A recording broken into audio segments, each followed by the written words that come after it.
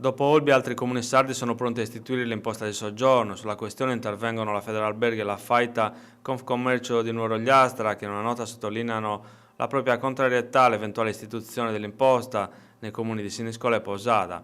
È bastato un piccolo spiraglio dato dalla manovrina del governo neanche un mese fa e subito i comuni si sono precipitati ad istituire l'imposta che grava sul turista e crea pastoie burocratiche alle strutture ricettive ufficiali, sottolineano in una nota le due associazioni.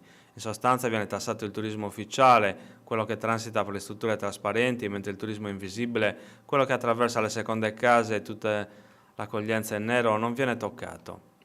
Si potrebbe dire che piace vincere facile, anziché stanare gli abusivi, continua la nota, si prende per il naso chi già paga ad esempio l'IVA sui prezzi. Le due associazioni denunciano l'importante effetto psicologico negativo sul turista, con un'imposta che toglie ulteriori margini di competitività rispetto a territori molto più attrattivi e con disponibilità di servizi. Inoltre, rilevano le due associazioni, le somme che si andranno a raccogliere saranno veramente ridicole e non cambieranno le sorti del turismo a Siniscola e Posada e la promessa che i soldi vengano utilizzati per il turismo non ci conforta, visto che l'imposta di soggiorno non è una tassa di scopo. Federalberghi e Faita invitano i comuni di Posada e Siniscola a non aumentare le tasse ma a combattere l'abusivismo.